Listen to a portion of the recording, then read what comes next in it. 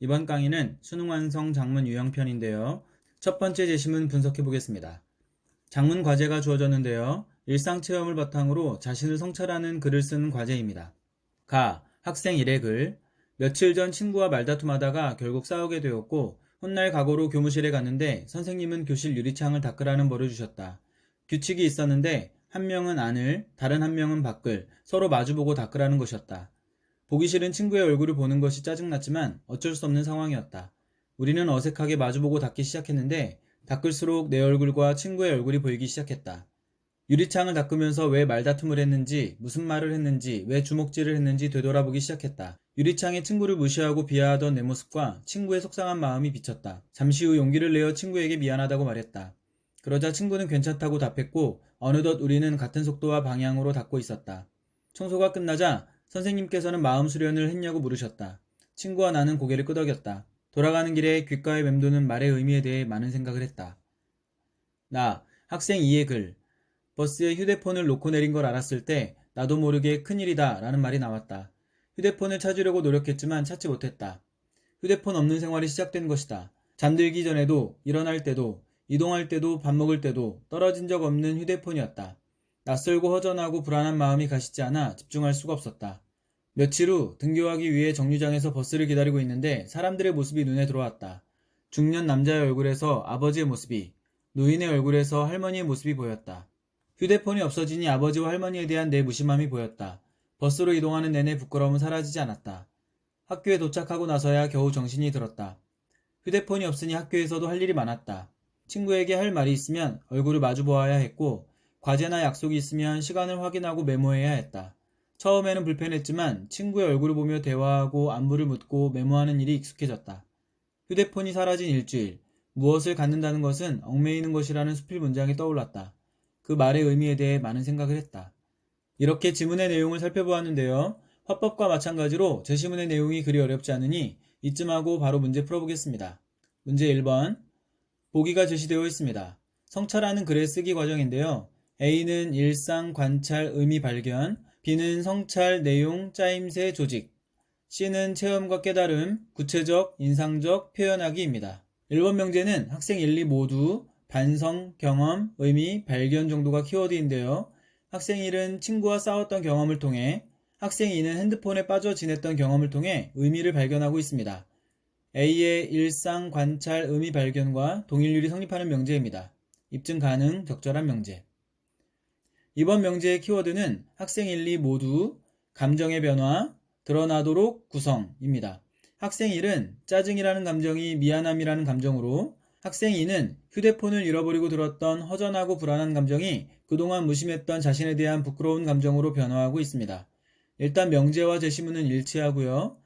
학생 1, 2에게서 보이는 감정의 변화는 모두 어떤 성찰로 인한 것들이죠? 이 정도면 내용 조직도 짜임새가 있다고 할 수 있습니다. 입증 가능, 적절한 명제. 3번 명제, 키워드는 학생 1, 2 모두 시간의 흐름, 내용, 조직인데요. 학생 1은 친구와 싸우고 선생님께 벌을 받고 유리창을 닦고 깨닫고 반성합니다. 시간 순서에 따라 내용이 전개되죠? 학생 2도 마찬가지인데요. 휴대폰을 잃어버리고 휴대폰 없이 생활하다가 깨닫고 반성합니다. B에 나와 있는 성찰, 짜임새 모두 확인할 수 있습니다. 입증 가능, 적절한 명제입니다. 4번 명제의 키워드는 학생 1, 친구와의 대화, 학생 2, 아버지와의 대화, 인용입니다. 가에서는 유리창을 닦던 중 학생 1이 친구와 대화하는 장면이 인용되어 있습니다. 그러나 나에는 아버지의 모습을 떠올리는 장면은 있어도 대화의 인용은 없습니다. 없는 방식으로 적절하지 않은 명제. 5번 명제, 키워드는 학생 1은 타인의 조언, 학생 2는 수필의 구절, 활용인데요. 학생 1은 선생님의 말씀을, 학생 2는 수필 속 문장을 활용하며 내용을 마무리하고 있습니다. 이는 시의 인상적 표현이라는 키워드와도 동일률이 성립합니다. 인상적이다 라는 것은 뚜렷하고 강한 느낌이 있다는 뜻인데 글을 이렇게 마무리하면 독자는 인상적인 느낌을 갖게 됩니다. 보편, 일반, 상식적으로 말이죠. 역으로 학생 1, 2는 자기 경험을 인상적으로 표현했다고 할 수 있습니다. 입증 가능, 적절한 명제. 작문 유형 연습 2 보시겠습니다. 가에는 한 학생의 일기가 제시되어 있네요. 한번 분석해 보겠습니다. 환경동아리 감각공예 동영상을 보았다. 인공조명, 소음 같은 감각공예 관련 주제에 익숙했지만 그것이 질병의 위험을 높인다는 사실에 충격을 받았다. 그동안 불편을 호소하는 사람들을 예민한 성격이라고 생각했던 내가 부끄러웠다. 나도 노출되어 있다는 것에 걱정과 불안이 생겼다. 관심이 생겨 자료를 찾아보았더니 우리나라도 문제가 심각했다. 우리나라의 빚공예 문제는 세계에서 두 번째라고 한다. 그러나 국민 인식은 세계 최하위라는 것에 많이 놀랐다. 무엇이라도 해야겠어서 방법을 찾던 중 지역신문에 감각공예 관련 글을 투고하기로 했다. 먼저 시민들의 관심과 인식 수준 조사 자료를 분석한 다음 글쓰기 계획을 세웠다. 나는 학생의 초고네요. 미세먼지 방사능 오염으로 건강을 걱정하는 시민들은 많다. 하지만 인공조명이나 소음 문제에 대한 관심은 적은 편이다. 실제로 피해를 입어도 그것이 공해인지 건강에 어떤 영향을 주는지 모르는 시민이 많다. 감각기관으로 인지할 수 있는 공해를 감각공해라 한다. 빛, 소음, 진동, 악취 등의 공해를 모두 포함하는 말이지만 그중 빛과 소음 공해가 가장 심각하다. 빛 공해는 인공조명의 부적절한 사용으로 과도한 빛이 생활을 방해하거나 환경에 피해를 주는 것을 말한다. 지속 노출되면 심혈관 질환이나 소화기 장애를 유발한다. 인공조명은 호르몬에 영향을 주어 정서적 문제나 신체 건강을 위협한다. 소음 공해는 기계, 기구, 시설에서 발생하는 강한 소리 피해를 말한다. 소음은 코르티솔 분비를 유도하는데 분비가 많아지면 교감신경이 활성화되어 심혈관 발병률이 높아진다. 유럽 환경청은 소음으로 인한 심장 문제로 매년 1만 명이 조기 사망한다고 밝혔다. 우리나라는 빛공해 방지법, 소음 진동 관리법을 시행하고 있지만 지방자치단체에서는 실태 점검도 법 위반 단속도 못하고 있다. 해마다 불편을 겪는 사람들이 크게 늘어나고 있다. 따라서 우리 시는 다양한 방안을 모색해야 한다. 소음공해 민원 발생 지역에 대한 중점 관리 감독과 빛공해 실태조사 및 점검을 통해 문제 해결을 위한 정책을 시행해야 한다. 시민들 역시 위험성을 인지하고 일상생활에서 공해 차단에 노력해야 한다. 먼저 거주 환경을 확인해야 한다. 소음 공해를 유발하고 있지는 않은지 생활 습관을 점검해야 하는데 특히 잠자리에서는 빛과 소음을 동시에 유발하는 전자기기 사용을 줄이고 안대와 귀마개, 암막 커튼으로 스스로를 보호하는 습관을 갖출 필요가 있다. 텍스트 분석은 이 정도로 하고요. 문제 보시겠습니다. 1번은 적절한 명제를 고르는 문제입니다. 1번 명제. 키워드는 가는 해결 방안에 대한 견해입니다. 그런데 가는 동영상을 보고 감각공해에 대한 문제의식을 갖게 되었으며 그를 투고하기 위해 조사한 자료를 분석하고 글쓰기 계획을 세웠다는 내용이 전부입니다. 해결 방안에 대한 견해는 아직 보이지 않습니다. 해결 방안에 대한 견해는 나의 끝부분에 제시되어 있습니다. 없는 방식으로 적절하지 않은 명제. 2번 명제. 나는 매체의 특성, 고려, 출처, 밝히고 정도가 키워드인데요. 나에는 세계보건기구 유럽환경청이라는 정보의 출처가 언급되어 있습니다. 그리고 이 글은 지역신문에 게시할 목적으로 쓰여진 글이죠? 그러니 매체의 특성을 고려했다고 볼 수 있습니다. 신문에 기고할 그림으로 신뢰도를 높이기 위해 출처를 밝힌 거고요. 따라서 입증 가능한 적절한 명제입니다. 3번 명제의 키워드는 가는, 지식, 정보, 전달, 나는, 설득, 목적입니다. 여러분, 가는 일기장에 쓰여진 글이죠? 이 일기라는 글의 형식과 지식, 정보, 전달이라는 명제의 키워드 사이에 동일률이 성립하지 않습니다. 그렇다면 명제의 뒷부분, 설득 목적은 어떨까요? 6번째, 7번째 단락은 각각 시와 시민들이 해야 할 일들을 제시하고 있는데요. 설득 목적과 동일률이 성립한다고 볼 수 있습니다. 그러나 명제의 앞부분이 틀렸으므로 틀린 방식으로 적절하지 않은 명제입니다. 4번 명제, 가는 일상체험, 나는 독서경험 중심, 이 정도가 키워드입니다. 뭐가 잘못됐는지 바로 확인할 수 있죠? 가에서는 일상체험이 보이지만 나에서는 독서경험이 보이지 않습니다. 없는 방식으로 적절하지 않은 명제. 5번은 가나 모두, 독자의 관심사, 분석, 중요 정도가 키워드인데요. 나의 첫 단락에는 관심이 적은 편, 모르는 시민이 많다와 같은 표현이 있습니다. 이는 독자의 관심 부족을, 그래서 문제의 원인이 되고 있음을 밝힌 것으로 5번 명제의 분석, 중요라는 말과 동일률이 성립합니다. 그러나 가에는 독자의 관심사 분석이 안 보입니다. 없는 방식으로 적절하지 않은 명제. 2번 문제는 A, B, C, D, E와 제시문 나의 내용이 일치하는지 묻는 문제입니다. A의 키워드는 오감, 기준, 감각공해, 종류 구분, 특징, 대조입니다. 나에서 감각공해의 종류를 구분하기는 했습니다. 그러나 오감, 기준이 문제입니다. 오감이 기준이라면 5가지 공해가 모두 제시되어야 하는데 빛공해와 소음공해 2가지만 제시되어 있습니다. 특징, 대조도 본문과 일치하지 않습니다. 틀린 방식으로 적절하지 않은 명제. B는 심각한 문제, 2가지 감각공해, 초점, 정도가 키워드입니다. A에서 설명이 다 되어버렸네요. 빛과 소음공해 말이죠. 입증 가능, 적절한 명제입니다. C의 키워드는 인공조명의 유형, 피해, 비교, 문제점, 강조입니다. 세 번째 단락에 보면 인공조명의 유형이 소개되어 있기는 합니다. 그러나 피해 정도 비교가 문제입니다. 이것이 서술되어 있지 않습니다. 없는 방식으로 적절하지 않은 명제. D는 소음, 신체, 부정적 영향, 분석, 위험성, 부각 정도가 키워드인데요. 소음 공해를 설명한 네 번째 단락에서 코르티솔에 관한 언급을 확인할 수 있죠. 신체 부정적 영향과 동일률이 성립하고요. 교감신경의 활성화, 심혈관 질환의 발병률 증가는 모두 위험성 부각과 동일률이 성립하는 말들입니다. 입증 가능 적절한 명제.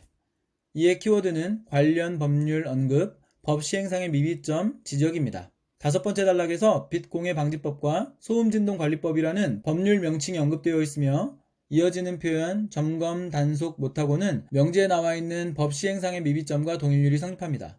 따라서 입증 가능한 적절한 명제입니다. B와 D와 E가 나의 내용과 일치하는 소술들이네요. 정답은 4번입니다. 다음 장문 유형 연습 3입니다. 먼저 가에는 동아리 소개글을 쓰기 위한 학생의 생각이 제시되어 있네요. 분석해 보겠습니다. 예상 독자가 궁금해할 내용, 동아리 이름의 의미, 대표적인 실적, 자신의 진로 적성과의 관련성, 실제 이루어지는 활동, 구성원 선발 방법. 이를 바탕으로 쓴 학생의 초고가 나에 제시되어 있네요. 메이커스는 만드는 사람들이라는 뜻입니다. 창업 동아리의 특징을 담은 것이기도 하지만 4차 산업혁명 시대에 메이커 교육 실천으로 창업 역량을 키우자는 의도를 담고 있습니다. 메이커 교육은 디지털 도구로 원하는 제품을 설계하고 제작하는 활동이 중심입니다. 창의적인 아이디어로 그치는 것이 아니라 결과물을 완성하는 활동입니다. 작년에는 친환경 제품 프로젝트를 통해 쌀빨대를 만들었으며 그 수익금을 기부하여 청소년 봉사상을 받기도 했습니다. 올해에도 환경보호 및 나눔 활동을 지속할 것입니다. 우리 동아리는 창업 역량을 키우기 위한 동아리입니다. 매주 활동하는데 기본소양 활동과 주제 활동을 진행합니다. 기본소양 활동은 청소년 창업교육센터를 방문해 메이커 교육이나 기초능력 및 태도 교육 활동, 기업가 정신 체험, 3D 프린터 사용 방법, 디자인 교육 등으로 진행됩니다. 주제 활동은 1년 동안 주제를 연구하여 제품이나 산출물을 만드는 프로젝트 활동입니다. 학생들은 관심과 흥미에 맞는 주제 활동을 찾아 자발적으로 참여합니다. 모든 사람이 똑같은 능력을 갖출 필요는 없습니다. 다양한 능력과 관심을 가진 사람들에게서 더 창의적인 산출물이 나옵니다. 코딩과 프로그램 설계, 제품 디자인, 이름 짓기나 광고 제작 등의 다양한 활동이 있습니다. 동아리 활동 과정에서 진로를 구체적으로 설정한 학생들도 많습니다. 성적으로 지원자를 선발하지는 않습니다. 다른 생각과 관점을 존중하고 다른 사람과 협력할 수 있는 인성을 중요시합니다. 또한 사회적 이익을 추구하는 마음과 도전하는 용기를 가진 사람을 선발할 것입니다. 1번 문제, 가의 기역, 니은, 디귿, 리을, 미음의 내용이 나에 얼마나 반영되어 있는지 묻는 문제입니다. 1번 명제의 키워드는 이름, 사전적 의미, 이름 만든 의도, 제시인데요. 여기에 기역의 내용, 이름, 의미, 궁금이 반영되어 있는지 그리고 학생의 초고인 나에서도 확인되는지 판단해야 하는 문제입니다. 일단 이름, 의미, 궁금이 반영되어 사전적 의미와 이름 만든 의도를 제시한다 했으니 기역과 1번 명제 사이에 동일률 성립하고요. 나의 첫 번째 단락에 보면 사전적 의미와 이름의 의도가 제시되어 있습니다. 입증 가능, 적절한 명제. 2번 명제의 키워드는 주제, 프로젝트, 인정, 사례, 제시이고 니은은 동아리, 대표, 실적인데요. 나의 두 번째 단락에서 주제 프로젝트로 쌀빨대를 만들어 수익을 기부하고 청소년 봉사상을 수여한 사실을 언급하고 있습니다. 이는 모두 인정 사례 대표 실적으로 표현할 수 있는 내용들입니다. 입증 가능, 적절한 명제. 3번 명제의 키워드는 관심과 흥미, 다양한 활동, 제시이고 디귿은 진로, 적성, 관련입니다. 나의 네 번째 단락에 컴퓨터, 디자인, 마케팅과 같은 여러 동아리 활동 영역을 제시하여 3번 명제의 내용과 동일률이 성립하고 이는 곧 디귿의 진로, 적성 관련과도 연결됩니다. 입증 가능, 적절한 명제. 4번 명제의 키워드는 활동 구분, 내용, 시간, 장소 제시이고 리을은 활동, 실제 어떻게입니다. 세 번째 단락에서 명제의 활동 구분 확인할 수 있습니다. 즉 내용에 따라 기본 소양 활동과 주제 활동으로 구분되고요. 각각 마지막 주 토요일 1시 창업교육센터, 매주 토요일 9시 창의 나래실에서 이루어진다고 시간과 장소를 언급하고 있습니다. 입증 가능, 적절한 명제입니다. 5번 명제의 키워드는 가치, 연관, 선발, 절차와 기준, 제시이고 미음은 구성원, 선발, 방법입니다. 다섯 번째 단락을 보면 존중과 협력, 사회적 이익 추구와 도전하는 용기라는 가치를 제시하고 이것에 따라 선발할 것이라 했으니 이것을 기준으로 제시하고 있다고 볼 수 있겠습니다. 그러나 절차에 관해서는 어디에도 언급되어 있지 않습니다. 따라서 5번은 없는 방식으로 적절하지 않은 명제입니다. 2번 문제, 글의 마지막에 들어갈 내용을 조건에 따라 작성하는 문제입니다. 조건의 핵심 내용을 먼저 분석해보면 의, 개인적, 사회적 측면, 비유, 의문문의 형식, 가입, 권유 정도가 되겠습니다. 이 문제는 정답이 되는 선지만 분석해보겠습니다. 4번을 봐주세요. 여기서 진로개발 역량은 동아리 활동의 개인적 의, 공동체의 발전 기여는 사회적 의의라고 할 수 있습니다. 그리고 등불을 밝히지라는 표현에서 등불이 실제 등불이라고 생각하는 분은 없으시죠? 네, 비유적 표현입니다. 않으시겠어요? 라는 종결 형식은 의문문의 형식인데요. 의문문의 형식을 취하고 있긴 하지만 표현의 목적은 질문이 아니라 청유나 권유로 보아야 맞겠습니다. 해당 조건을 모두 충족하므로 4번이 정답입니다. 유형연습 4. 가는 글을 쓰기 위해 작성한 학생의 메모입니다. 예상 독자와 글의 목적, 독특한 글꼴을 선호하는 학생들에게 정보 전달. 학생 분석 1. 글꼴 파일의 저작권법 보호 사실을 잘 모른다. 2. 글꼴 파일 용어는 익숙하지만 특징과 이용 방법은 잘 모른다. 3. 글꼴에 대한 저작권 침해를 대수롭지 않게 생각한다. 나, 학생의 초고. 지식재산권이 중시되면서 저작권법에 대한 인식 수준이 높아졌다. 학생 대부분이 저작물을 마음대로 사용하고 배포하면 처벌받는다는 것을 인지하고 있다. 그러나 최근 학생들의 글꼴 파일 저작권 분쟁이 많다. 왜 이런 일이 발생할까? 분쟁 없이 글꼴을 이용하려면 어떻게 해야 할까? 먼저 글꼴의 특징을 이해해야 한다. 글꼴 파일은 글자체와 다르다. 글자체는 특정한 모양 글자의 전체 집합을 의미하며 독자성 저작물로 인정되지 않는다. 하지만 글꼴 파일은 글자체를 디지털화한 것이므로 컴퓨터 프로그램 저작물로 인정된다. 즉 글꼴 파일의 소스코드는 포스트스크립트 언어 표현물이며 글꼴의 윤곽선을 조절하여 편리하게 출력하도록 한 것이다. 모두 컴퓨터 프로그램에 해당한다고 할 수 있다. 이처럼 글꼴 파일은 창작물이므로 이용할 때에는 합법적 절차를 준수해야 한다. 유료 글꼴은 반드시 구매해 설치해야 하며 이용 약관에 제시된 용도와 목적을 반드시 준수해야 한다. 따라서 구매할 때 약관을 꼼꼼히 확인해야 한다. 한편 무료 글꼴의 경우 설치 이용할 수 있지만 저작권자가 정한 사용 조건이나 범위를 사전에 반드시 확인해야 한다. 저작권의 주요 침해 사례로는 허락 없이 내려받기 했을 때 100만원, 무단 이용했을 때 200만원, 무단으로 작성해 인터넷에 게시했을 때 500만원의 손해를 배상했다. 이와 달리 공공저작물은 정부나 공공기관의 저작물을 말하는데 해당 글꼴을 사용하면 편리하다. 공공저작물 글꼴을 구하려면 공공누리를 방문하면 된다. 글꼴 저작권 침해 소송을 두고 과잉 대응이라는 비판도 있지만 분명한 것은 법원에서 그 권리를 인정하고 있다는 사실이다. 따라서 저작권법을 꼼꼼하게 확인해야 정당하게 쓸 수 있는 것이다. 1번 문제. 1, 2, 3, 4, 5번 명제들은 각각 가의, 기역, 니은, 디귿이 반영된 전략이며 이것과 나에 제시된 학생의 초고 사이에 동일률이 성립하는지 판단하는 문제입니다.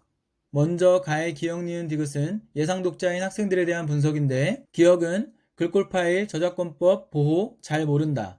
니은은 용어는 익숙, 특징과 이용 방법 알지 못한다. 디귿은 저작권 침해, 대수롭지 않게 생각 정도입니다.